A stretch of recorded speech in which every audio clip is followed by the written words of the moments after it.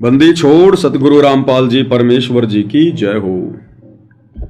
संतों की महिमा अपरम पार, पूर्ण ब्रह्म मिले करतार। संतों की महिमा अपरम पार, पूर्ण ब्रह्म मिले करतार।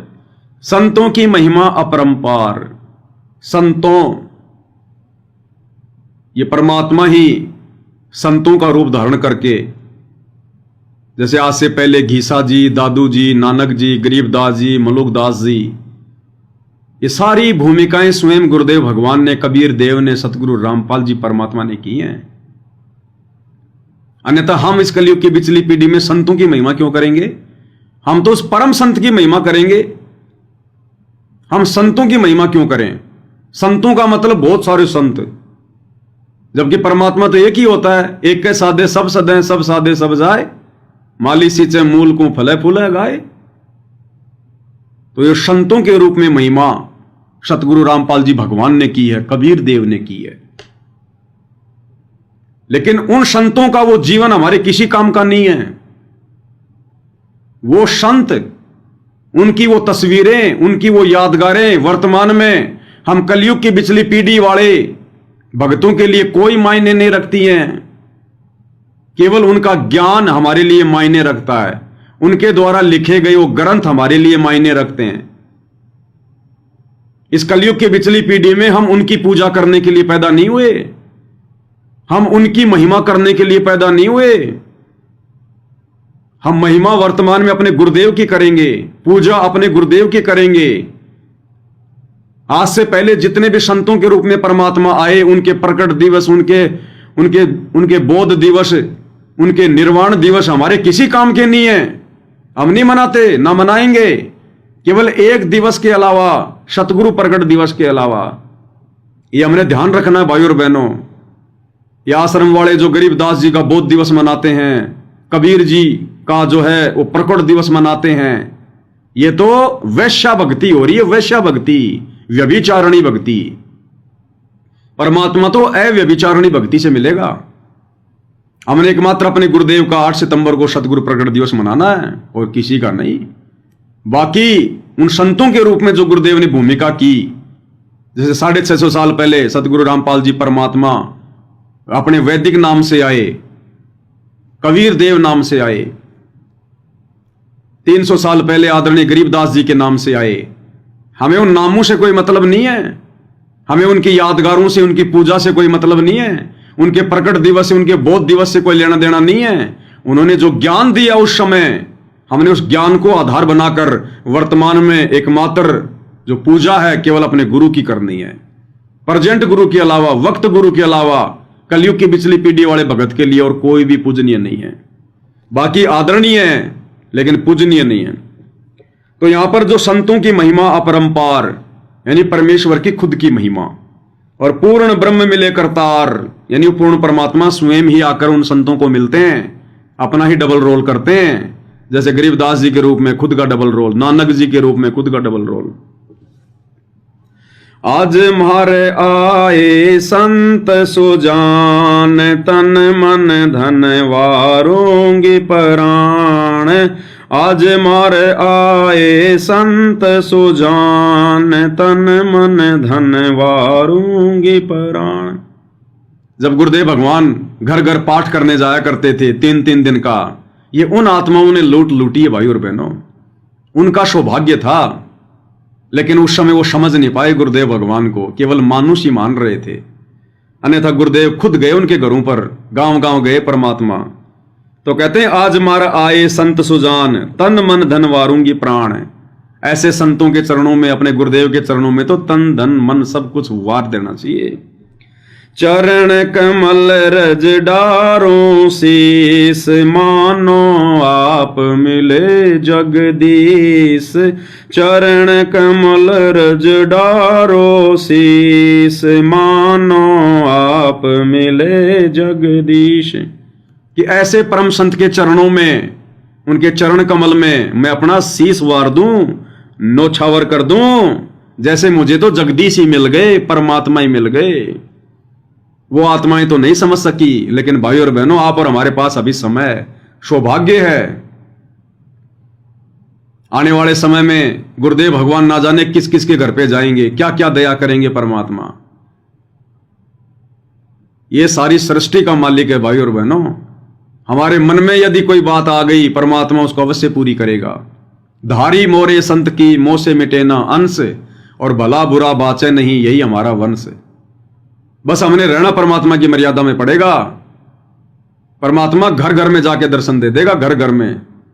आज जो भाई बहन बेड लगा रहे हैं ना, कोई ये सोचे कि भाई हजारों भाई बहनों ने बेड लगा लिए, परमात्मा जो है वो किस किस के घर पे जाएंगे। अरे 650 साल पहले भगवान कहां कहां प्रकट होके एक ही समय में हजारों जगह प्रकट होके सत्संग कर दिया करते थे। तो आज हमें पता चल गया ना उसकी समर्थता का। अब हम उसको जादूगर नहीं कहेंगे, अब हम उसको बाजीगर नहीं कहेंगे। आज यदि वो सतगुरु रामपाल जी भगवान घर घर में प्रकट होकर लीला यदि करे, तो हमारे लिए तो परमात्मा रहेंगे। हाँ, यदि ये तत्व ज्ञान ना दिया होता, और फिर ये परमात्मा इस कलयुग की पिछली पीढ़ी में, साइंस के जमाने में अगर घर घर में अगर ये प्रकट होते, लीला करते, तो हम उनको जादूगर मान लेते। लेकिन अब नहीं मानेंगे, इसलिए भगवान ने पहले हमें तत्व ज्ञान से परिचित कराया। और अब ना जाने परमात्मा किसके बेड पर जाकर कहां विराजमान हो जाएंगे, किसको अपना जो है वो दर्श दिखा देंगे।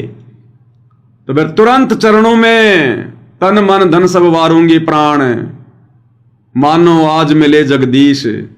तो ये ना सोचना कि परमात्मा कहां कहां जाएंगे, ये भी हमारी कमजोरी हो जाएगी। ये अनंत कोटि कलाओं का स्वामी है। इस ब्रह्मांड में जितनी भी आत्माएं हैं, सबके पास में 1-1 करोड़ रूप बना के खड़ा हो सकता है। एक एक की तो छोड़ो। या फिर हमें कभी जब गुरुदेव के चरणों में जाने का मौका मिले, जहां भी आएंगे परमात्मा। कल वो भविष्यवाणी पढ़ रहे थे ना, फ्लोरेंस की, नास्ट्रेडमस की। तो वो क्या कह रही थी कि मैं उस दिव्य महापुरुष के दर्शन किसी जलाशय के नजदीक कर रही हूं। ये भी संकेत है भाई और बहनों, जलाशय के नजदीक, चारों तरफ पानी पानी है। वो वहां देख रही है सतगुरु रामपाल जी भगवान को 1555 साल पहले, वो नास्ट्रेडमस। और वो तो परमात्मा ने जो जगन्नाथ के मंदिर का जो किया है ना जिक्र, वो समुद्र के किनारे ही है। हो सकता है परमात्मा वहीं दया करेंगे। आगे का समय परमात्मा वहीं करेंगे अपना व्यतीत। ये धनाना फनाना, ये तो काल के अड्डे बन गए। इनमें तो मर्यादा टूटी है भक्तों की जब से ये बने हैं। कितने तो भगत मर गए वहां पर सेवा करते करते, ट्रैक्टर के नीचे दब के। और पाखंड, स्टेडियम वहीं ठोक दिया, हॉस्पिटल वहीं ठोकी जा रही है। दुनिया भर का आडंबर, पाखंड, राजनेता उसमें घुसेड़ दिए। मर्यादा किसी की है नहीं, भक्तों के साथ में मार पिटाई। इधर नहीं आने वाले भगवान है। तो वो जो कह रही है ना कि मैं उस दिव्य महापुरुष के दर्शन अपने ध्यान अवस्था में किसी जलाशय के नजदीक कर रही हूं, उसके चारों तरफ जलाशय ही जलाशय है। तो परमेश्वर ने संकेत तो किया ही हुआ है ना कि विद्वान कथा कोई कह रहा हो, ना पाखंड पूजा, ना कोई आडंबर, विद्वान कथा कोई कह रहा हो, और गीता जी का पाठ चले, वो सहज स्वभाव से रह रहा हो। जगन्नाथ एक मंदिर, इंद्र दमन एक मंदिर बनवा दे। तो हो सकता है परमपिता परमेश्वर रजा करेंगे। आने वाला जो समय होगा, गुरुदेव अपना लीला में समय हो सकता है वहीं व्यतीत करेंगे, जगन्नाथ के मंदिर में। जगन्नाथ कौन है? श्री कृष्ण जी थोड़ी है जगन्नाथ है। तो कहते हैं चरण कमल रज डारो शीस, मानो आप मिले जगदीश। जब भी हम अपने गुरुदेव भगवान के चरण कमल में अपना शीस नवाएं, कहीं भी, आज उनकी गैर हाजिरी में भी हमने कोई मानुष मान के थोड़ी करना है सेवा भाव, पूजा भाव।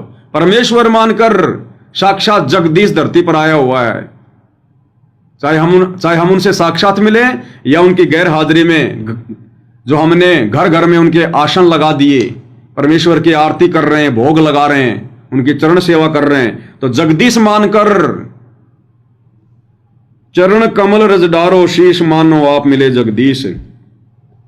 संतों की महिमा कही न जाए, 68 तीर्थ चरणों पाए। संतों की महिमा कही न जाए, 68 तीर्थ चरणों पाए। कि संतों की महिमा का क्या बखान करें, सतगुरु रामपाल जी भगवान की इस पूर्ण संत की महिमा का क्या बखान करें, अपरंपार है। इनके चरणों में ही 68 तीर्थों का फल है। अरे 68 तो छोड़ो, अगर 68 करोड़ भी हो तो उनका फल भी सतगुरु रामपाल जी भगवान के चरणों में है, घर बैठे बैठे। ऐसा सौभाग्य दिया परमात्मा ने हमें, तब हमारे पाप कटेंगे। इसलिए भगवान कलयुग की पिछली पीढ़ी में स्वयं आता है सतगुरु रूप में। अरे हम सतलोक से भेजी गई किसी आत्मा के चरण धोएंगे क्या? वो तो हमारी जैसी आत्मा है, जैसे हम आत्मा वो आत्मा, वो जीव हम जीव। तो जीव दूसरे जीव के चरण धोएगा क्या? क्या भगवान एक जीव से दूसरे जीव को दंडित करवाएगा क्या? ये तो काल करवा रहा है अपने नकली संत भेज भेज के, अपने ये अवतार भेज भेज के हमारे को नीचे गिरा रहा है। वो भक्ति मार्ग में व्यभिचारणी हमारे को जो है वो बना रहा है। तो परमात्मा स्वयं आते हैं सतलोक से चलकर, संत की भूमिका करते हैं, तब हम उनके चरण धोएंगे। नहीं तो सतलोक में जाके मालूम पड़ेगा फिर, क्योंकि हम जाएंगे तो सतलोक से आई हुई वो आत्मा जो गुरु बन के बैठी हुई है, जिसके हमने चरण धोए, अपना गुरु बनाया, वो भी तो सतलोक जाएगी। फिर वहां जाकर हम लोग फिर क्या कहेंगे? फिर वहां समानता कैसे हुई? फिर वहां भी वो हमारा गुरु रहेगा और हम उनके शिष्य रहेंगे। तो गुरु तो सबका एक ही है, परमात्मा तो एक ही है। तो परमात्मा स्वयं आते हैं गुरु रूप में, संत रूप में। तो कहते हैं जब वो कबीर भगवान गुरु रूप में, संत रूप में, तत्वदर्शी संत के रूप में धरती पर प्रकट होते हैं, तो कहते हैं उनके चरणों में 68 तीर्थों का फल है, और कहीं धक्के नहीं खाने चाहिए। तीर्थों पर, व्रतों पर, धामों पर धक्के नहीं खाने चाहिए। संतों की महिमा अपरम पार, पूर्ण ब्रह्म मिले करतार। संतों की महिमा अपरम पार, पूर्ण ब्रह्म मिले करतार। कि संत रूप में आए हुए परमपिता की महिमा अपरंपार है। समझो पूर्ण परमात्मा ही आ गए, करतार आ गए। संतों की महिमा अगम अगाध, नारद से उधरे प्रहलाद। संतों की महिमा अगम अगाध, नारद से उधरे प्रहलाद। अब यहां संत रूप में कबीर भगवान की महिमा हो रही है। हम यहां नारद जी की महिमा करने के लिए थोड़ी आए हैं। हम क्यों नारद जी की महिमा करेंगे? नारद को तो खुद महिमा करनी चाहिए सतगुरु रामपाल जी भगवान की। तो नारद के रूप में भगत प्रहलाद को कौन मिले? नारद के रूप में कबीर भगवान सतगुरु रामपाल जी ने जब हिरण्याकुश अपनी साधना करने के लिए गया हुआ था, और पीछे से उसकी पत्नी जो है गर्भवती थी, और जो ये देवताओं का राजा इंद्र है, ये प्रहलाद को उसकी मां के गर्भ में मारने के लिए जा रहा था, तो बीच में कबीर परमात्मा सतगुरु रामपाल जी नारद जी का रूप बनाकर आ गए और कहा कि इंद्र कहां जा रहा है? सत्यानाश करवाएगा क्या तेरा? उसके गर्भ में भगत है, भगत। अगर उंगली भी कर दी तो भगवान तेरे को जो है कच्चा चबा जाएगा। उसकी आत्मा पल रही है उसके गर्भ में। इंद्र के पसीने आ गए। फिर नारद जी अपने आश्रम में लेके गए। वहां जाकर फिर उन्होंने उपदेश दिया, उसकी मां को ज्ञान समझाया। जो नारद ने मां के गर्भ से ही जो है वो ज्ञान ग्रहण कर लिया, वो उपदेश लिया। तो क्या नारद जी के रूप में कबीर भगवान सतगुरु रामपाल जी ने भगत प्रहलाद को उपदेश दिया? तो ये नारद की महिमा नहीं हो रही। यहां पर जितने भी नाम आएंगे, कोई रामचंद्र का, कोई रविदास जी का, कोई किसी का, वो सारे रूप सतगुरु रामपाल जी भगवान, इस कबीर भगवान ने बनाए हैं। हम अपने गुरु की महिमा करने के लिए बैठे हैं, नारद की या रामचंद्र की महिमा के लिए नहीं बैठे। संतों की महिमा अगम अगाध, नारद से उधरे प्रहलाद। संतों की महिमा अगम अगाध, नारद से उधरे प्रहलाद। गुरु भेटे नारद निर्वाण, अमरापुरी पर रचे विमान। गुरु भेटे नारद निर्वाण, अमरापुरी पर रचे विमान। धुरु के लिए अमरापुरी किसने रची हुई है? कबीर परमेश्वर सतगुरु रामपाल जी ने इसी 21 ब्रह्मांड में सूक्ष्म रूप में, उसको पता भी नहीं है। जैसे प्रहलाद के लिए परमात्मा ने प्रहलाद का लोक रच दिया, प्रहलादपुरी। धुरु के लिए परमात्मा ने धुरुपुरी जो है वो रच दी। मालिक ने अलग से राज्य दे रखा इन आत्माओं को, इनकी भक्ति के प्रतिफल में, इनके तप के प्रतिफल में, इनके विश्वास के प्रतिफल में। अलग से काल को भी नहीं पता, जैसे मिनी सतलोक का नहीं पता काल को इसी 21 ब्रह्मांड में, ऐसे ये प्रहलाद के लोक का और ये जो है मतलब ध्रुव के लोक का, अमरापुरी का नहीं पता। और ये अकेले थोड़े रहते हैं वहां पर, पूरे नगर बसा रखे परमात्मा ने, कई कई योजन में पूरी जनता रहती है। ये वहां के राजा हैं, प्रहलादपुरी का राजा भगत प्रहलाद, ध्रुवपुरी का राजा ध्रुव, और बाकी जनता दुनिया भर की। जैसे हम लोग रह रहे हैं अपने भारत में, यहां एक है यहाँ का प्रधानमंत्री, बाकी सब यहाँ की प्रजा, मंत्री संतरी सब हैं। ऐसे ही पूरा लोक रच रखा परमात्मा ने उस आत्मा के लिए। संतों की महिमा अपरम पार, पूर्ण ब्रह्म मिले करतार। संतों की महिमा अपरम पार, पूर्ण ब्रह्म मिले। संतों की महिमा अगम अगाध, बूढ़ंत राखे गज गिरहा। संतों की महिमा अगम अगाध, बूढ़ंत राखे गज गिरहा। संतों की महिमा अगम अगाध, समुद्र की तरह अथाह है, अगाध है, कोई वारन पार नहीं है। और कहते हैं जिस समय वो गज और वो गिरा, यानी हाथी और मगरमच्छ आपस में युद्ध कर रहे थे, अपनी शक्ति का प्रदर्शन कर रहे थे, और हाथी जब डूबने लगा तो विष्णु रूप बनाकर कबीर परमेश्वर सतगुरु रामपाल जी ने ही उसका जो है जीवन की रक्षा की थी और उसको स्वर्ग में उसको बैठाया। यही परमात्मा। संतों के महिमा निश्चल थीर, द्रौपद सुता के बढ़ गए चीर। संतों की महिमा निश्चल थीर, द्रौपद सुता के बढ़ गए चीर। अब समझ में आ रहा होगा। अब ये दुनिया तो सोचेगी कि द्रौपदी का चीर तो श्री कृष्ण जी ने बढ़ाया था, जबकि बढ़ाया किसने? कबीर भगवान सतगुरु रामपाल जी ने। तो महिमा उनकी है। भले परमात्मा ने उस समय किसी को भी दे दिया अवसर, लेकिन करने वाले वही थे। करे करावे साइया, मन में लहर उठा, दादू सिरदर जीव के आप बगल हो जा। तो राजा द्रुपद की बेटी द्रौपदी, उसका चीर किसने बढ़ाया? इसी कबीर परमेश्वर ने, सतगुरु रामपाल जी भगवान ने। संतों की महिमा अपरम पार, पूर्ण ब्रह्म मिले करतार। संतों की महिमा अपरम पार, पूर्ण ब्रह्म मिले करतार। संतों की महिमा अधिक सुमेर, भिलनी के खाए झूठे बेर। संतों की महिमा अधिक सुमेर, भिलनी के खाए झूठे बेर। अब बताओ, भिलनी के झूठे बेर दशरथ पुत्र श्री रामचंद्र जी ने नहीं खाए, राजा का बेटा था। जब लक्ष्मण नाक चढ़ा रहा था तो सोचो वो रामचंद्र झूठे बेर खा लेगा क्या? भाई जिनमें दया नाम की चीज नहीं, कितने तो जानवर मार दिया करते थे वो जंगल में दोनों भाई, और राम रावण युद्ध में कितने जीव की हत्या हो गई। और वो एक बिलनी जो एक भगत थी बेचारी, उसके भावों की वो कदर करेगा क्या? जो खुद एक भगत नहीं था।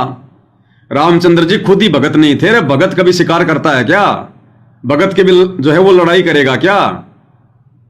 तो भगतों की भावना की वो कहां से करेंगे वो कदर? तो मतंग ऋषि जो बिलनी का गुरु था, उसने कह दिया था कि रामचंद्र जी आएंगे। अब कौन सा राम आएगा? वो आदि राम। तब बिलनी ने इंतजार किया हजारों वर्षों तक, एक टक,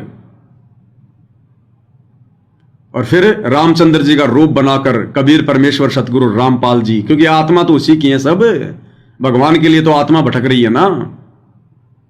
तब आए गुरुदेव भगवान और उसके झूठे बेर भी खाए, उसके प्यार में, उसके प्रेम में, उसकी श्रद्धा भाव को देखकर। जैसे परमात्मा ने जो विदुरानी थी, विदुर की पत्नी, जब भगवान गए उसके घर पर श्री कृष्ण रूप में, तो इतनी भावुक हो गई, नहा रही थी, नंगी दौड़ पड़ी भगवान को देखकर। ये भी भूल गई मैंने कपड़े भी मैंने पहन रखे, मैंने नहीं पहन रखे। और कोई भगत था, उसने वो केले वगैरह छोड़ दिए थे, वहां रख दिए थे, बेचारे बहुत गरीब थे, वो झोपड़ी में रहते थे। तो उसने देखा कि भगवान श्री कृष्ण कौरव और पांडवों का रिश्तेदार और हमारी झोपड़ी पर शोपन जैसी बात है। दौड़ के चली गई, ये भी नहीं पता कि मैं नहा रही हूं नंगी। परमात्मा तो परमात्मा थे भाई। मालिक बैठ गए, केले उठा के लाई और प्रेम से कि भगवान को क्या खिला दूं, क्या पिला दूं। आंखों में आंसू, एक टक भगवान के चेहरे की तरफ देख रही है। और गुरुदेव भगवान बैठे श्री कृष्ण जी के रूप में, और उसको यह भी नहीं पता मैं क्या छील रही हूं और क्या खिला रही हूं। केला छील रही है, नजर भगवान की तरफ, आंखों से आंसू। वो केला तो नीचे फेंक दिया और छिलका भगवान को खिला रही है, पता ही नहीं, और भगवान बड़े प्रेम से खा रहे हैं। इतने में विदुर जी आ गए। विदुर जी तो होशो हवस में थे। उन्होंने धमकाया उसको कि तेरे को होश ही नहीं है, तू नंगी आ गई। फिर उसकी वो चेतना टूटी, दौड़ के वापस गई, कपड़े पहने। पीछे फिर विदुर जी बैठ गए और कहा कि भगवान वो तो भोली है, नादान है। बताओ, केला तो नीचे डाल दिया, छिलका आपको खिला रही है। लो मैं खिलाता हूं भगवान। विदुर जी केला छील रहे हैं, छिलका नीचे डाल रहे हैं, केला भगवान को दे रहे हैं, भगवान खा रहे हैं। और विदुर जी बोला, भगवान अब आया ना मजा, वो तो बावड़ी थी। तो गुरुदेव भगवान ने कहा कि नहीं विदुर, वो तो बात ही कुछ और थी। अरे उसके छिलकों में जो आनंद था वो तेरे केलों में भी नहीं है। वो जिस भाव से, जिस श्रद्धा से वो खिला रही थी ना, वो तेरे पास नहीं है। तू तो शाना बन के खिला रहा है, और वो भाव में भावित होके खिला रही थी। और कहते हैं साधु भूखा भाव का, ये केले काले का भूखा नहीं है साधु। साधु किसी के भोजन का भूखा नहीं, धन का भूखा नहीं है। तो श्रद्धा का बहुत बड़ा महत्व है। परमात्मा करे भक्ति करे बिन भाव रे, सो कोणे का जाए। बिना भाव के यदि हम भक्ति कर रहे हैं, भोग लगा रहे हैं, आरती कर रहे हैं, कहते हैं हमारी भक्ति नहीं बनेगी वो 2 कौड़ी की। परमात्मा भाव का भूखा है। भले सूखी रोटी और मिर्ची का भोग लगा दो, लेकिन गुरुदेव कहते हैं भाव से, श्रद्धा से, उससे परमात्मा प्रसन्न है। तो भिलनी के जूठे बेर श्री रामचंद्र जी ने नहीं, श्री रामचंद्र जी का रूप बनाकर कबीर परमेश्वर सतगुरु रामपाल जी ने अपनी आत्मा का मान रखा। अन्यथा रामचंद्र जी का भाई था पीछे लक्ष्मण। जब रामचंद्र जी जूठे बेर खा रहे थे तो लक्ष्मण जी क्या कर रहे थे, नाक चढ़ा रहे थे कि भैया को जरा भी दिमाग नहीं है, क्या कर रहे हैं भैया, इसकी शक्ल भी देखी नहीं जाती, कभी ये कुल्ला भी नहीं करती, दांत इसके पीले पीले लंबे लंबे, और ये जूठे बेर कर रही है, भैया खा रहे हैं। और जब भिलनी, क्योंकि उसके मन में तो कोई वो दोस्त था ही नहीं, तो सबरी ने जब कहा कि लो लो लक्ष्मण भैया आप भी खाइए, चाक चाक के दे रही थी कि लो लक्ष्मण भैया आप भी खाइए। अब शर्म के मारे लक्ष्मण हाथ में तो ले रहा है, लेकिन फिर क्या कर रहा था, यूं खाने का बहाना करके और यूं फेंक रहा पीछे, मुंह फाड़ के पीछे फेंक रहा बेर। उसने भगत की श्रद्धा का अपमान किया, भगत के भाव नहीं समझा, और वो बेर पीछे जाकर कहां गिरे, द्रोणागिरी पर्वत पर, द्रोणागिरी। और संजीवनी बूटी बन के खड़े हो गए वो बेर, संजीवनी बूटी। और ये शिक्षा बहुत बड़ी शिक्षा है। जो किसी भगत के भावों की जो कदर नहीं करता। फिर राम रावण युद्ध हुआ, मेघनाथ ने लक्ष्मण को शक्ति मारी, वो कोमा में चला गया, कोई इलाज नहीं था। वैद्य को बुलाया, वैद्य ने कहा भैया द्रोणागिरी पर्वत पर संजीवनी बूटी है, वो लाओ, उसका रस निकाल के इसके मुंह में डालेंगे तभी होश में आएगा। किसी को नहीं पता था क्या बात हो गई, क्या है, कुछ नहीं। हनुमान जी गए। अब ये तो हमने कबीर सागर में सब पढ़ लिया भाई और बहनों, हनुमान जी की कहां बस की बात थी द्रोणागिरी पहाड़ को उठा के लाना। परमात्मा सतगुरु रामपाल जी ने सारे खेल किए, उनको शक्ति दी सूक्ष्म रूप में। हनुमान जी के समझ में नहीं आई कि कौन सी क्या जड़ी बूटी, वो पहलवान आदमी कोई जो हम की वैद्य थोड़ी था, उठा के पूरा पहाड़ ले आया, बताते हैं गुरु जी। अब उस वैद्य ने उसमें वो संजीवनी जड़ी बूटियां छांटी। कौन सी संजीवनी जड़ी बूटी, वही जूठे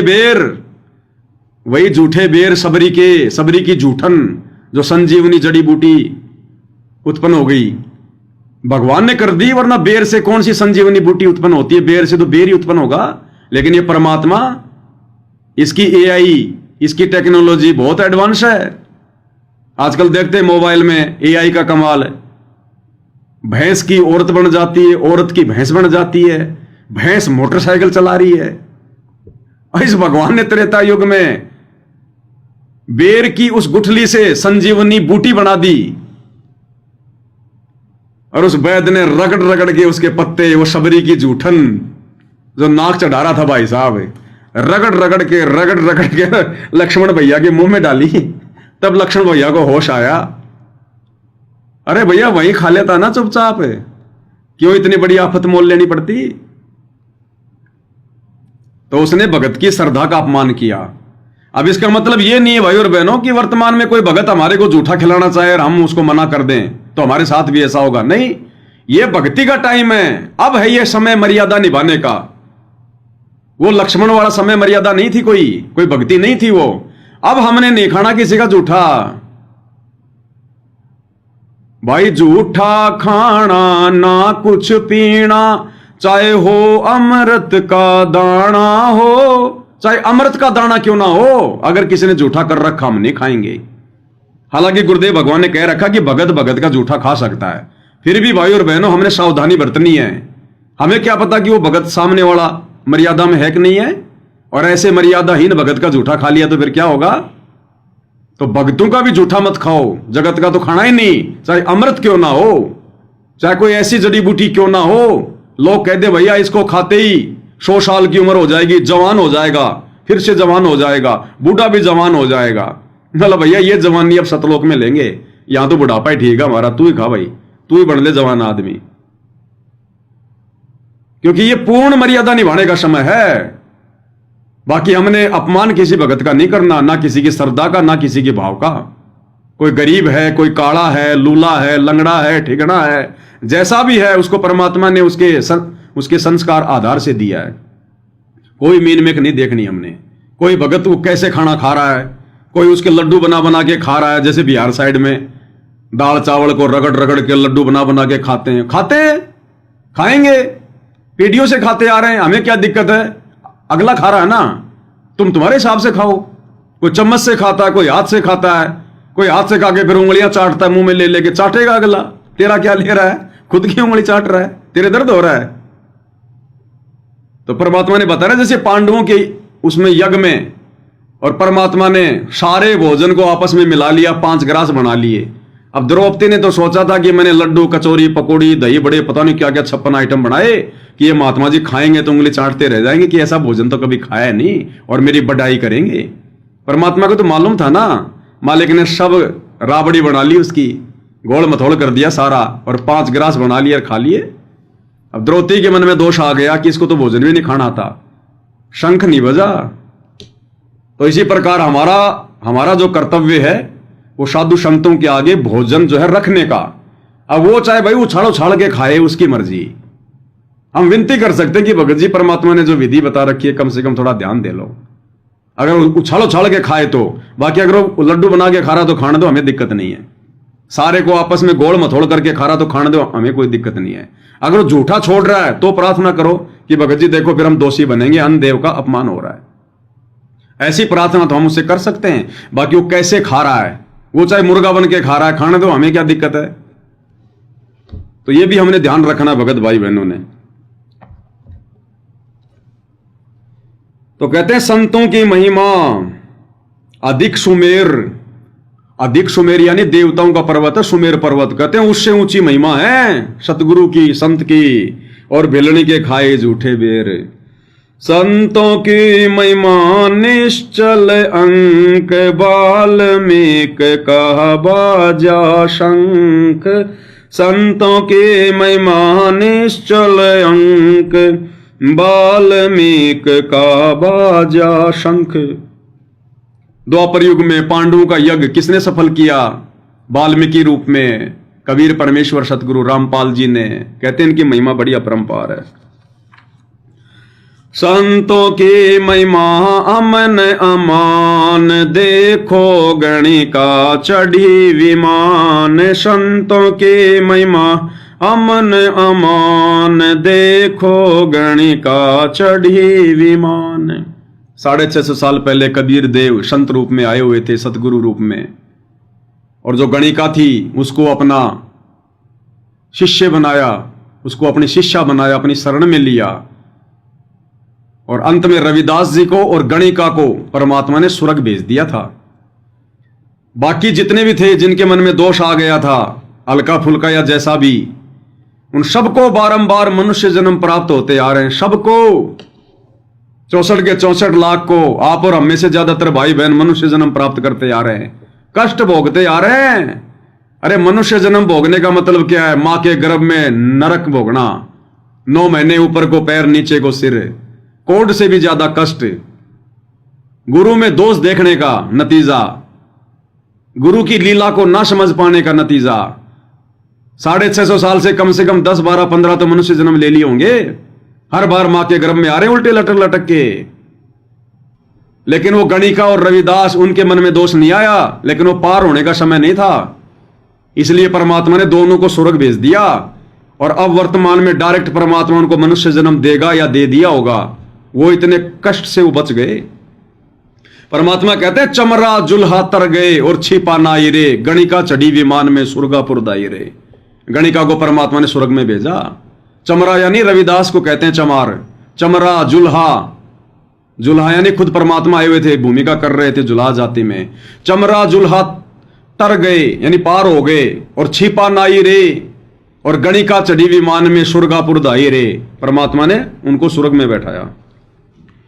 संतों के महिमा पद गर गाप, त्रिलोचन कह परितिया आप। संतों के महिमा पद गर गाप, त्रिलोचन कह परितिया आप। एक त्रिलोचन नाम का भगत था, त्रिलोचन नाम का, बहुत बूढ़ा हो गया था। एक आधा उसका कोई सेवक रहा करता था, गुरुदेव भगवान ने बताया। और वो भगत था, अपनी नेक नीति में, अपनी मर्यादाओं में रहता था। हालांकि भक्ति ये नहीं थी जो आप और हमें मिली हुई है, लेकिन मालिक तो आत्माओं के पीछे पीछे रहता है। ज्यादा बूढ़ा हो गया, वृद्ध हो गया, और उसको दस्त लग गए, लूज मोशन हो गए। और उसी समय उसका जो चेला था, जो आश्रम में उसकी सेवा करता था, उसके कपड़े धोया करता था, खाना बनाया करता था, उधर से उसकी भी मां मर गई, और गांव से समाचार आ गया। अब उसने कहा कि गुरुजी मेरी मां मर गई, और पता नहीं वो ज्यादा बीमार थी या मर गई, कुछ ऐसा था। तो उसने भी लेनी चाहिए छुट्टी। अब वो संत ने देखा भाई बच्चा बार बार तो जाता नहीं है, काफी समय हो गया, और घर में बीमार है तो जाना चाहिए, चलो जैसे तैसे मैं अपना सुख दुख पाके अपनी क्रिया करूंगा। बोला बेटा तू जा। बोला मैं 1 महीने में आ जाऊंगा। बोला ठीक। वो चला गया। उसके आधा घंटे बाद ही कबीर भगवान सतगुरु रामपाल जी उसी नौकर का, उसी लड़के का रूप बना के वापस आ गए, वैसी वेशभूषा, सब कुछ। ये तो असली लीलाधर है। तो साधु ने कहा तू गया नहीं? बोला महाराज मैं क्या करता। बोले मेरे मन में विचार आया कि कोई बात नहीं भाई, मां तो मरी गई, अब जाके मैं कौन सा उसका जिंदा कर दूंगा, और महाराज जी की तबीयत घनी ज्यादा खराब है, महाराज जी दुखी हो जाएंगे, तो महाराज जी जब आप ठीक हो जाओगे ना तब मैं चला जाऊंगा। तो महाराज जी ने सोचा कि मालिक की दया, ये भी बहुत अच्छी सोची भाई भगवान ने। अब 1 महीने तक, जब तक वो नौकर नहीं आया, तब तक भाई और बहनों इस परमेश्वर ने, कबीर देव ने, सत्य पुरुष ने, इससे आइडिया लगेगा भाई और बहनों ये परमात्मा आप और हमसे कितना प्यार करता है। गुरु जी जो कहते हैं वो सिर्फ वो कहना नहीं होता, हकीकत होती है। जैसे गुरु जी कहते हैं ना कि बहुत प्यारा बालक माँ का, उससे बढ़कर शिष्य गुरुआ का। यानी माँ अपने बच्चे से जितना प्यार करती है, गुरु उससे 1000 गुना ज्यादा प्यार करता, 1000 गुना ज्यादा प्यार अपने शिष्य से।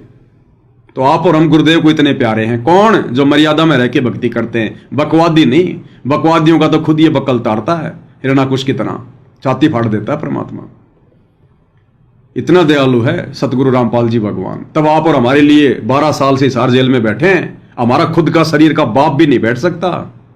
30 साल से कैसा संघर्ष कर रहे हैं भगवान, दुनिया की गालियां खा खा के, और सर्वशक्तिमान होके जाके आधे बाल पर शकल पसारा, ऐसा पूर्ण ब्रह्म हमारा। गुरु जी के आधे बाल के ऊपर ये पूरी सृष्टि नहीं आ सकती। यानी आधा बाल भी ज्यादा बड़ा है। पूरी सृष्टि को परमात्मा ठहरा दे अपने आधे बाल के ऊपर। ये सतलोक और अगमलोक और अलख लोक और अनामी लोक और सात संग ब्रह्मांड अक्षर पुरुष के 21 ब्रह्मांड काल के अपने आधे बाल पे परमात्मा ठहरा दे, ये वो समर्थ है।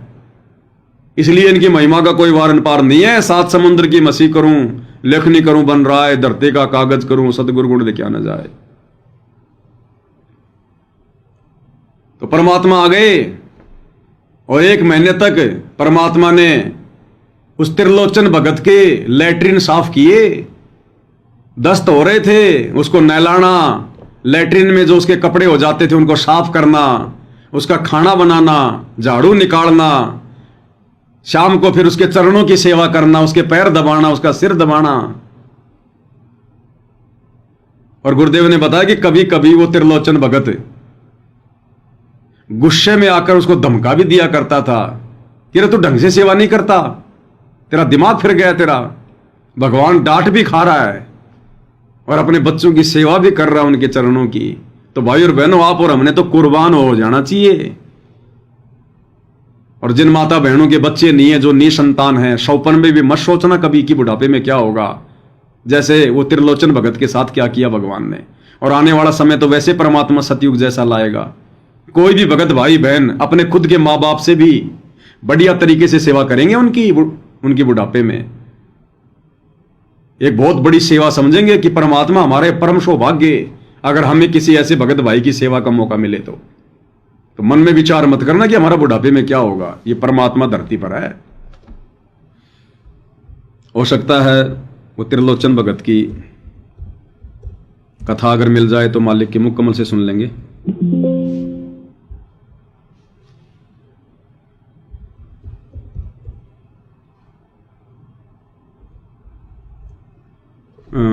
त्रिलोचन,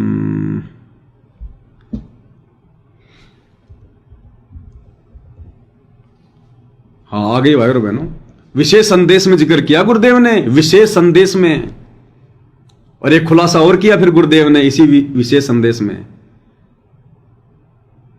वो त्रिलोचन भगत का जो सेवक था ना, वो तो बिना पैसे के सेवा करता था। और इन शतलों का आश्रमों में गुरुजी ने कहा कि ये तो सैलरी ले रहे, सैलरी। और सैलरी लेने वाला सेवक नहीं होता, मजदूर होता है, मजदूर। गुरुदेव ने कहा कि जैसे इन आश्रमों में जो भगत सेवा करते हैं अपनी सैलरी भी लेते हैं, तो गुरुदेव ने संकेत कर दिया कि फ्री में कोई नहीं कर रहा यहां।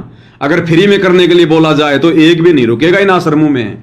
कोई 15,000, कोई 20,000 और फुल खर्चा, रहना खाना फ्री, राजनीतिक रैलियों में जाना फ्री, परशुराम की जयंती मनाना फ्री।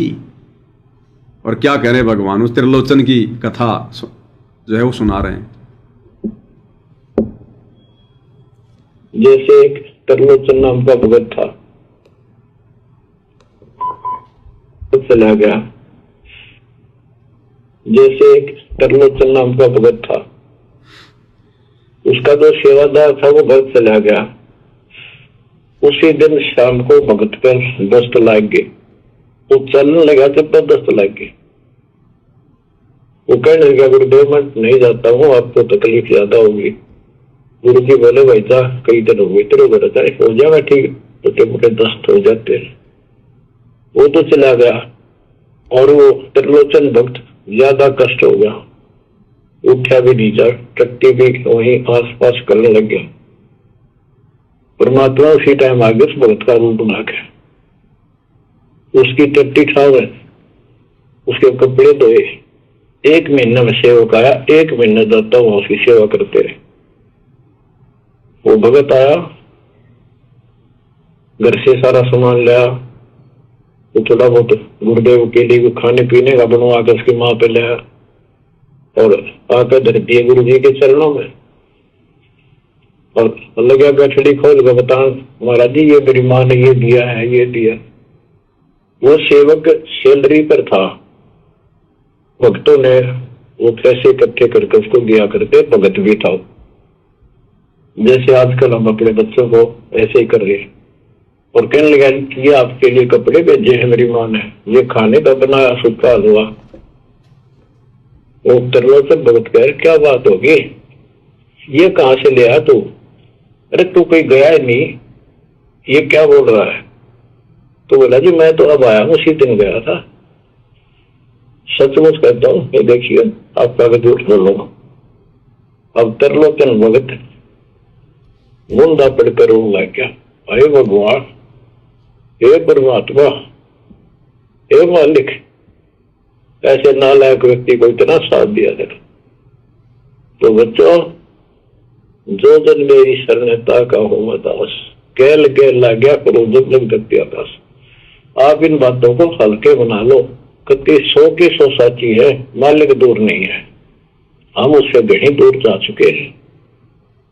तो गुरुदेव ने बिल्कुल क्लियर कर दिया भाई और बहनों, परमात्मा हमसे दूर नहीं है, ये शब्द स्वरूपी राम है, घट में बैठे हुए हैं। मोको कहाँ ढूंढे रे बंदे, मैं तो तेरे पास में। और दास ने आप भाई बहनों को बताया था, जब मैं उत्तराखंड में रहता था उस समय दास को भी एक रात्रि ये सौपन आया था। और सौपन में क्या था कि मैं रो रहा हूं बहुत ज्यादा, और गुरुजी मेरे से आगे आगे जा रहे, और मैं रोता रोता मैं गुरुजी के पीछे, जैसे माँ अपने पीहर जाती है, छोटे बच्चे को नहीं ले जाती है, फिर वो कई देर तक रोता है, तो मैं ऐसे रो रहा था, गुरुजी गुरुजी गुरुजी। अब इतने में सामने से गरीबदास जी आ गए, गरीबदास जी आ गए। आप लोग तो फोटो ही देख रहे हैं, दास ने तो गरीबदास जी को देखा सौपन में। सामने से गरीबदास जी आ गए, और गरीबदास जी ने कहा, गरीबदास जी बिल्कुल 6.5 फुट के जैसे अपने गुरुदेव भगवान, ऐसे हट्टे कट्टे और धोती कुर्ते में थे। और गरीबदास ने कहा कि बेटा क्यों रो रहा है? मैंने कहा मेरे गुरुजी गए, मेरे गुरुजी गए। तो गरीबदास, हाँ, मैंने कहा कि मेरे भगवान गए, मेरे परमात्मा गए। तो गरीबदास ने कहा कि मैं भी तो तेरा परमात्मा हूं, मैं भी तो भगवान हूं। अब इन चीजों का मालूम तो था कि गरीब जी भी जो है भाई, जो है गरीबदास जी भी परमात्मा है, भगवान थे। लेकिन मैंने क्या कहा कि नहीं, आप मेरे परमात्मा नहीं हो, आप भगवान हो सकते हो, लेकिन आप मेरे गुरुजी नहीं हो, मेरे परमात्मा नहीं हो, मेरे भगवान नहीं हो आप। और मैं आगे चला गया, गरीबदास जी को अनदेखा करके आगे चला गया। मैं आगे गया तो बहुत बड़ा एक महल टाइप था, एक बिल्डिंग थी। अब सौपन में तो न जाने क्या से क्या हो जाता है पल में। अब मैं उसमें अंदर चला गया, अंदर जाके मेरे को फ्रेश होने की इच्छा हुई, मैं फ्रेश होने लग गया, सीट के ऊपर बैठ गया। अब नीचे पता नहीं लैट्रिन वगैरह फैल गया। अब गुरुजी इस नीच का, इस कुत्ते का लैट्रिन साफ करके वो जो है बल्कि गटर में डाल रहे हैं। गुरुजी खुद अपने हाथों से कि बेटा कोई बात नहीं, बेटा कोई बात नहीं, ऐसा करके वो मेरा लैट्रिन साफ कर करके गुरुजी गटर में डाल रहे हैं, साफ कर रहे हैं, गुरुजी सफाई कर रहे हैं। तो भाई और बहनों, ये वही परमात्मा है, ये वही भगवान है। सारे काम ये परमात्मा ही करता है, और कोई है ही नहीं भाई और बहनों, बाकी सबकी झूठी महिमा है, सबकी झूठी महिमा। अच्छे कार्य 21 ब्रह्मांड में अगर ये देव के रूप में भी कोई आके कर रहा है, नकली अगर इन गुरुओं के माध्यम से भी अगर कोई कर रहा है, तो ये कबीर भगवान सतगुरु रामपाल जी कर रहे हैं। तो आप और हमने चिंता नहीं होनी चाहिए, हम ऐसे समर्थ की शरण में हैं, परमात्मा क्या से क्या करवा देगा। तो कहते हैं संतों की महिमा पद गर्गाप, और त्रिलोचन का प्रीतिया आप, यानी स्वयं आ गए परमात्मा बन के नौकर।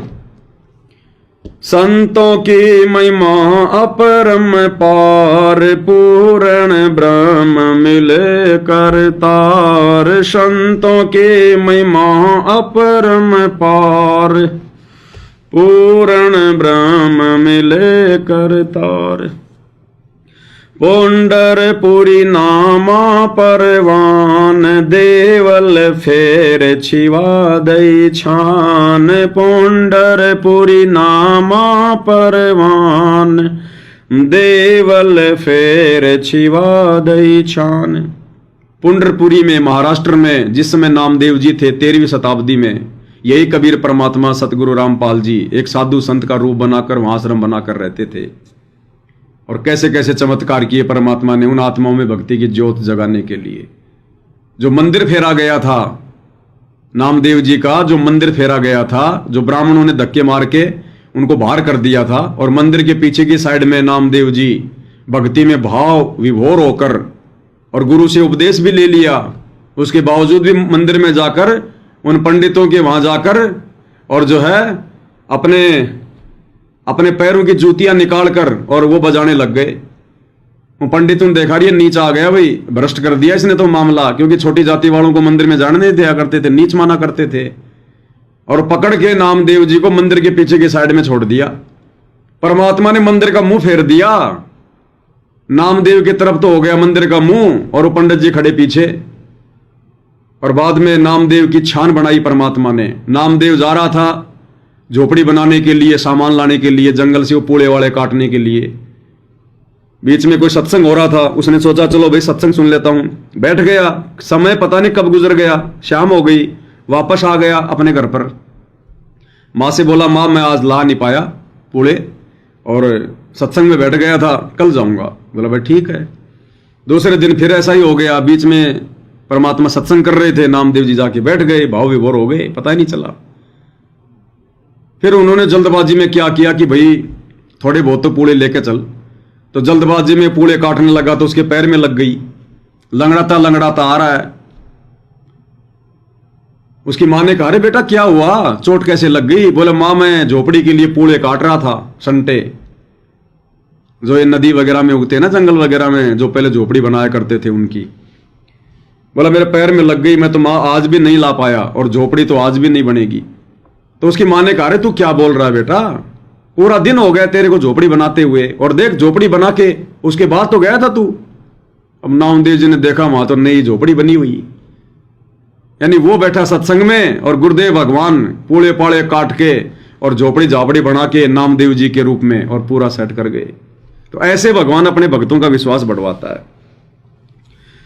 संतों की महिमा अपरम पार, पूर्ण ब्रह्म मिले करतार, पुंडरपुरी नामा परमान, देवल फेर छिवा दई छान, काशीपुरी कबीर कमाल, गबी बालद आई रसाल, काशीपुरी कबीर कमाल, गबी बालद आई रसाल। काशी में परमात्मा के नाम की झूठी चिट्ठियां डाल दी उनको बदनाम करने के लिए, काशी छुड़वाने के लिए, और कैसे परमात्मा ने सतलोक से बना बनाया भोजन लाकर वहां पर रंग ला दिए, ये वो कथा है। दिया भंडारा जन रे दास, कनक जनेऊ पद प्रकाश, दिया भंडारा जन रे दास, कनक जनेऊ पद प्रकाश। रविदास जी के रूप में परमात्मा ने चमत्कार किया, 700 ब्राह्मणों के जनेऊ तुड़वाए, चमत्कार दिखाकर, सोने का जनेऊ दिखाकर अपने शरीर में। खेल सारे परमात्माएं खेलते थे। रविदास जी के रूप में परमात्मा बैठे हैं, जूते चप्पल बना रहे हैं। एक लीला परमात्मा ने की, लंबी कहानी है। एक पंडित जी जो है वो गंगा जी नहाने जा रहा था। रविदास जी कहा कि रविदास जी तुम भी चलो गंगा जी नहाने। तो रविदास जी ने कहा कि देव मैं तो जा नहीं सकता, एक काम करना मेरी कोडी ले जा। कोडी, पहले कोडी होती थी, आना कोडी ऐसे, जिसकी बहुत ही थोड़ी जो है वो कीमत हुआ करती थी, 1 पैसा 2 पैसा ऐसे। तो रविदास जी ने कहा कि मेरी ये कोडी ले जा और ये गंगा माई को दे देना, मैं तो आ नहीं सकता भाई। और गंगा माई से हाथ जोड़ के प्रार्थना करना कि ये भगत रविदास ने भेजी है। अब उस समय रविदास जी के रूप में कबीर भगवान वहां पर सारा खेल खेल रहे थे। अब रविदास जी भी वहीं बैठे, मान लो रविदास जी भी बैठे अपना जूता चप्पल बना रहे हैं, और लीला वहां परमात्मा न्यारी खेल रहे हैं, रविदास का रूप बनाकर उसी जगह बैठकर। ना रविदास जी को सामने वो पंडित जो है वो दिखाई दे रहा। ये खेल ऐसे खेलता है परमात्मा सूक्ष्म रूप में। तो पंडित जी ने वो ले ली कोडी और सोचा कि इस चमार की कोडी गंगा जी लेगी क्या, मूर्ख बना रहा। चला गया, नहाया धोया, स्नान किया, सोचा रहा उसकी रविदास जी की कोडी है वो दे दूं। तो जैसा कहा था वैसा ही कहा, तुरंत गंगा जी प्रकट हो गई। गंगा जी, अब गंगा जी कहां से प्रकट होने वाली थी, कबीर भगवान बन गए गंगा जी, और गंगा जी हो गई प्रकट। अब पंडित जी के तो पसीने आ गए, और उसी समय वो कोडी तो ले ली, और उसी समय गंगा जी ने एक सोने का एक कंगन दे दिया, बोला ये संत रविदास जी को मेरी तरफ से भेंट दे देना, और मेरा ये परम सौभाग्य जो रविदास जी ने मेरे लिए ये कोडी भेजी है, और उनके चरणों में मेरा नमस्कार कहना, मेरा प्रमाण कहना। पंडित जी आ गए। अब पंडित जी ने देखा रविदास को क्या पता, भाई मेरे को ये सोने का एक कंगन दे दिया। पंडित के मन में दोष आ गया, सीधा घर पे गया, सोचा ये क्या करूं, कंगन का बहुत कीमती लगता है, बड़ा चमकदार है, सोचा राजा को दे देता हूं, राजा बड़ा प्रसन्न होगा और तेरे को दान दक्षिणा देगा। उसने राजा को दे दिया, राजा ने अपनी रानी को दे दिया। अब रानी ने देखा कि भाई कंगन बड़ा जबरदस्त है, लेकिन एक क्या दूसरा मिले तब बात बने। तो राजा से कहा कि जी दूसरा कंगन और मंगवाओ। और पंडित जी को बुलाया गया। पंडित जी ने सोचा कि राजा तुझे फिर देगा इनाम। वहां गया और कहा कि भाई वो कंगन कहां से लाया था, दूसरा ला बनवा के, और दूसरा नहीं लाया तो तेरे बच्चों समेत तेरे को कोल्लू में पेल दूंगा। अब पंडित जी के तो दस्त हो गए, सोचा था मान बढ़ाई मिलेगी, धन मिलेगा, और ये तो उल्टी बात पड़ गई। पंडित जी ना खाव ना पीवे, सूख के काटा हो गया। अंत में देखा कि कहीं कोई जुगाड़ नहीं है, वापस रविदास जी के चरणों में जाके गिर गया। पहले तो ये सोचता था कि छींटे छांटे लग जाएंगे मेरे, दूर से होकर चलता था, और उस दिन जाके चरणों में गिर गया। रविदास जी रूप में परमात्मा बोले क्या कर रहे हो पंडित जी? अरे विपर जी आपका धर्म भ्रष्ट हो जाएगा, मैं तो चमार हूं। बोला भाई कुछ भी नहीं। फिर सारी बात बताई कि ऐसे ऐसे आपने वो कोडी दी थी, मैंने गंगा जी को दी थी, गंगा जी ने सोने का कड़ा दिया था, मैंने ऐसे ऐसे दिया, और मेरे तो बच्चों के ऊपर बात आ गई। तो रविदास रूप में कबीर भगवान ने कहा कि जिसमें मैं चमड़ा बेचता हूं ना, इसमें उसको बोलते हैं कुंडी, वो पत्थर की बनाते थे, आजकल तो जैसे लोहे की या कोई चमड़े उमड़े की ले लेते हैं। पहले वो पत्थर को ही छेनी और हथौड़े से छीन छीन के और उसको जो है गहरा कर लिया जाता था, उसमें पानी डाल के चमड़ा भिगाया करते थे, उसको बोलते थे कि कुंडी। रविदास जी ने कहा कि कुंडी में हाथ दे के निकाल ले। अब मजबूरी पंडित जी की, उस चमड़ा भिगोई उस कुंडी में हाथ दिया, तुरंत 2-4 कंगन हाथ में आ गए। रविदास रूप में परमात्मा ने कहा कि एक ही ले जा, फिर से अपना नहीं तो नीत डिगा मत दिए, नीत मत डिगा दे, बाकी डाल दे वापस, एक ही ले जा। वो तो एक लेके तुरंत गया, राजा को दिया, राजा ने रानी को दिया। रानी ने कहा कि ये सामान्य नहीं है कंगन, ये लाया कहां से है, मेरे को सुनार का एड्रेस बता। फिर बुलाया पंडित जी को, बोले कौन सुनार है, कहां से लाया? अब पंडित जी फिर बेचारा बावड़ा हो गया कि अब मैं ये कह दूंगा कि मैं तो चमार से लेके आया था, तो भाई मेरे को तो फांसी की सजा होगी सीधी सीधी। अब जैसे तैसे उसने साची बात बता दी सारी कि महाराज जी चाहे छोड़ो चाहे मारो, ऐसी ऐसी बात है। तो रानी इस बात को समझ गई कि ऐसे संत के तो दर्शन करने चाहिए। रानी आ गई, रविदास जी को अपना गुरु बना लिया। अब एक समय रानी ने अपने घर पर भंडारा रखा, तो अपने गुरु जी को तो बुलाना था, तो रविदास जी को इनवाइट किया। अब रविदास जी के रूप में कबीर भगवान, वहां और भी जो पंडित लोग थे आए हुए थे, सारे सब भोजन कर रहे थे। रविदास जी को ऊंचा आसन दिया हुआ था, क्योंकि अपने गुरु जी को तो ऊंचा आसन दिया जाता है। तो पंडितों ने कहा कि पंडितों ने हड़ताल कर दी कि जब तक ये नीच, ये रविदास, ये चमार जाति वाला, हम पंडित और ये ऊपर आसन पर, इसको नीचे बैठाओ, इसकी जगह तो हमारे चप्पल जो है हमारे चप्पल जूतों में होनी चाहिए। अब रानी ने कहा कि नहीं नहीं, ये मेरे गुरुजी और यहीं बैठेंगे, पंडित जी आप चाहे जाओ या रहो। लेकिन रविदास जी रूप में कबीर भगवान ने कहा कि ऐसा नहीं करते, संत भक्तों को ऐसा व्यवहार शोभा नहीं देता। ये पंडित जी सही तो कह रहे हैं, मैं ही अपनी औकात भूल गया था, ये पंडित और मैं नीच जाति का आदमी, मुझे तो वहीं बैठना चाहिए था। कहा कि पंडित जी मैं अपनी औकात भूल गया था। यानी भगवान ने कितनी आधी नहीं दिखाई, और जाकर उनकी चप्पलों में बैठ गए परमात्मा, और पंडित जी आपस में फिर बैठकर खाना खाने लगे। और ऐसा चमत्कार किया भगवान ने, प्रत्येक उस पंडित के साथ में बैठकर खाना खा रहे हैं, 700 रूप बना लिए। और जिस पंडित के साथ बैठ के खाना खा रहे हैं उस पंडित को दिखाई नहीं दे रहे, दूसरे को दिखाई दे रहे। ऐसे 700 रविदास एक दूसरे को दिखाई दे रहे हैं, और वो हंस रहे हैं कि देख तेरे साथ में चमार खाना खा रहा, तेरे साथ में रविदास खाना खा रहा। और जब उनको मालूम चला कि ये तो तुम सबके साथ में खा रहा है, फिर रविदास जी ने खड़ा होकर, कबीर परमात्मा ने रविदास जी के रूप में, और उनको वो तत्व ज्ञान समझा कि नालायको, ये आडमास का शरीर है, ये ब्राह्मणों का भी वही, चमार का भी वही, तुम किसको समझ रहे हो? तुम शरीर को देख रहे हो क्या? शरीर से तो सारे चमार हैं, सबके शरीर पे चमड़ा है। इंसान अपने कर्मों से ब्राह्मण और जो है नीच कहलाता है। ज्ञान दिया, समझाया, 700 ब्राह्मणों ने रविदास रूप में कबीर भगवान से उपदेश लिया, और कहते हैं अपने जनेऊ तोड़ तोड़ के डाल दिए, वो धागे जो लटका रखे थे सूत के। कहते हैं 1.25 मन सूत इकट्ठा हुआ था, 1.25 मन। 1.25 मन कितना होता है? 60 किलो। 60 किलो और फिर रविदास जी ने सोने का जनेऊ दिखाया कि देखो तुम ये नकली ये जनेऊ लेके घूम रहे हो। उन्होंने दिखाया अपनी सिद्धि शक्ति से सोने का, सब नतमस्तक हो गए। तो कहते हैं ये वाला चमत्कार भी संत रूप में कबीर भगवान ने किया।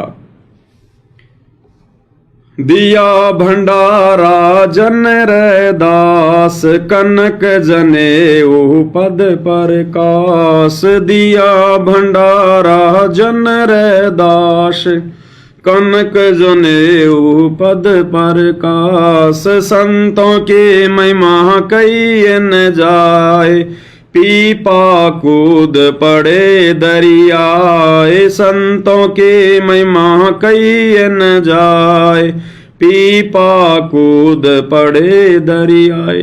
अब पीपा और सीता, पीपा राजस्थान के नागौर का राजा था ठाकुर, उसकी पत्नी सीता, दोनों ने पंडित रामानंद जी से उपदेश ले लिया था, भक्ति कर रहे थे और विश्वास इतना हो गया फिर उनको भगवान के ऊपर। एक समय रामानंद जी कहीं सत्संग करने गए थे, पीपा और सीता दोनों आश्रम में थे। उन्होंने सोचा कि चलो भाई 2-4 दिन में गुरुजी आएंगे, तब तक कहते हैं यहाँ पर पास में ही जो है द्वारिका माई है, द्वारिकापुरी, और कहते हैं वहां पर बाल गोपाल श्री कृष्ण जी है, वहां पर द्वारिका है, चलो देख के आते हैं। दोनों चले गए।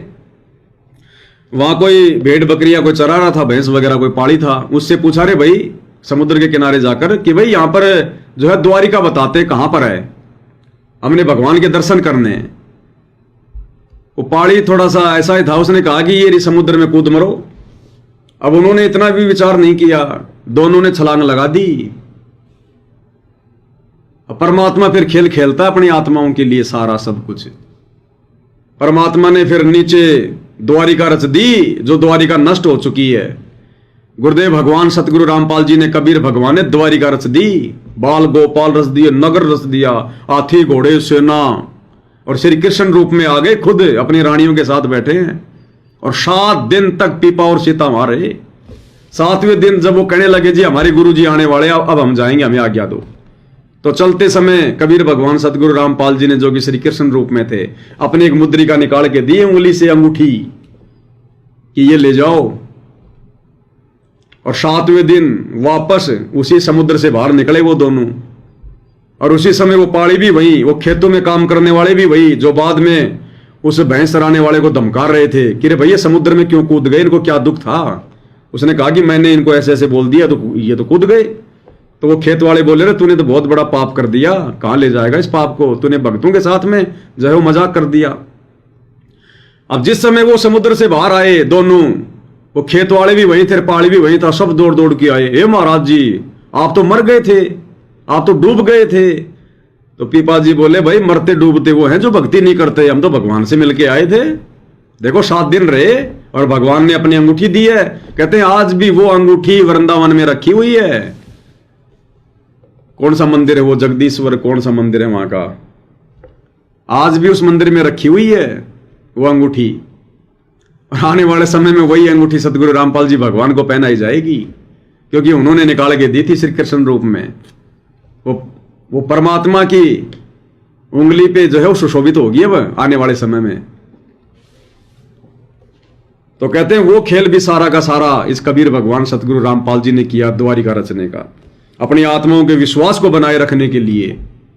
कहे कबीर सुनो भाई साधो मैं तो हूं विश्वास में। उन्होंने विश्वास कर लिया, लेकिन आज आप और हमने ऐसी नादानी नहीं करनी, क्योंकि आज भाई और बहनों कलयुग की बिचली पीढ़ी का समय है। हमने हर प्रकार से दिलो दिमाग खोल के चलना पड़ेगा, अंधविश्वास करके नहीं चलना हमने। वो तो कोई समय था, परमात्मा ने उदाहरण पेश करने थे कि जो भगवान पे जो इस कदर जो विश्वास कर लेता, अपनी मौत की भी जो परवाह नहीं करता, उसको भी परमात्मा फिर नहीं मरने देता। उस पानी के अंदर जो आदमी रह नहीं सकता, जी नहीं सकता, उस पानी में 7 दिन तक रहे हो भगवान के साथ में। संतों की महिमा कई न जाए, पीपा कूद पड़े दरियाए। अब पीपा और सीता की तरह हमने विश्वास करना है गुरु जी के वचन पर, गुरु जी की मर्यादाओं पर, इस भक्ति पर। उन्होंने तो विश्वास किया वैसे वाला, डूब के मरने वाला, हमने वो नहीं करना। हमने क्यों डूब के मरना है, हमने क्यों ऐसी गलती करनी है?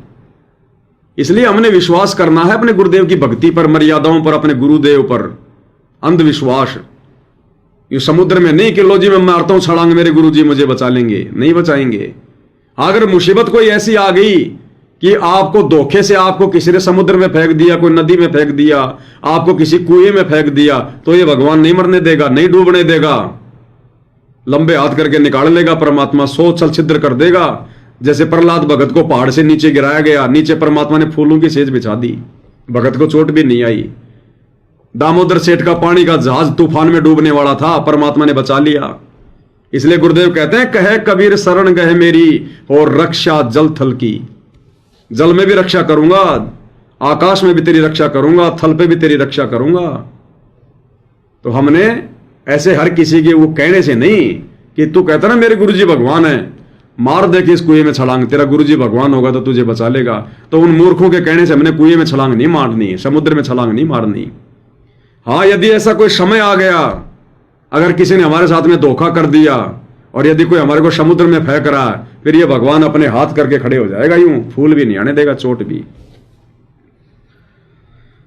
दास गरीब संतन को सेव 84 मिट गई सुख देव। दास गरीब संतन को सेव 84 मिट गई सुख देव। आदरणीय गरीबदास जी कह रहे हैं कि भक्तों, पूर्ण संत की सेवा करो, पूर्ण संत की पूजा करो। जैसे सुखदेव ऋषि की 84 मिट दी, ऐसे ही तुम्हारी भी 84 मिटेगा। अब सुखदेव की भाई परमानेंट 84 नहीं मिटी, सुखदेव की तो थोड़े समय के लिए 84 मिटी है, उसने तो फिर से 84 में जाना है। और सुखदेव ऋषि तो आने वाले समय में लाखों साल बाद जो विष्णु का अवतार आएगा, निकलंक, उसकी फौज का सरदार बनेगा। गुरु जी ने कह रखा है, अपने कर्म फोड़ेगा, लाखों लोगों को मारेगा, फिर गधा बनेगा सुखदेव, 84 में जाएगा। आप और हमारा सौभाग्य है, आप और हम ही मिल गए पूर्ण संत। अब हम इनकी जितनी सेवा कर लेंगे, जितनी भक्ति कर लेंगे, जितना मालिक को भोग लगा के उनका प्रसाद खा लेंगे, भगवान की आरती उतारेंगे भगवान समझकर। तो कहते हैं, दास गरीब संतन को सेव, सेव यानी पूजा, 84 मिट गई सुखदेव। आप और हमारी जरूर मिट देगा भगवान। संतों के महिमा अपरम पार, पूर्ण ब्रह्म मिले करतार। संतों के महिमा अपरम पार, पूर्ण ब्रह्म मिले करतार। तो भाई और बहनों, बहुत बड़ी दया, बहुत बड़ी मेहर पूज्य गुरुदेव भगवान की, सतगुरु रामपाल जी परमेश्वर जी की। हम नीचों पर परमात्मा इसी प्रकार से अपनी गैर हाजिरी में दया बना के रखें, हमें साथ संगति से जोड़ के रखें, अपनी महिमा करवाते रहें, हमारी सेवा परमात्मा अपने चरणों में लगाते रहें। और इसी प्रकार भाई और बहनों, ये समय आप और हमारा निकल जाएगा, ये कट जाएगा, तब तक गुरुदेव भगवान आ जाएंगे, फिर हमें संभाल लेंगे। कोई टेंशन नहीं, कोई प्रॉब्लम नहीं। संभाल तो आज भी वही रहे, लेकिन आज परमात्मा साथ संगति के माध्यम से आप और हमें थोड़ी हिम्मत भी दे रहे हैं परमात्मा। इसलिए भाई और बहनों, गुरुदेव का जितना धन्यवाद करें उतना कम है। तो आज की वीडियो में इतना ही। परमेश्वर हम सबको आशीर्वाद दे, सद्बुद्धि दे, हमारा मार्गदर्शन करें। बंदी छोड़ सतगुरु रामपाल जी परमेश्वर जी की जय हो।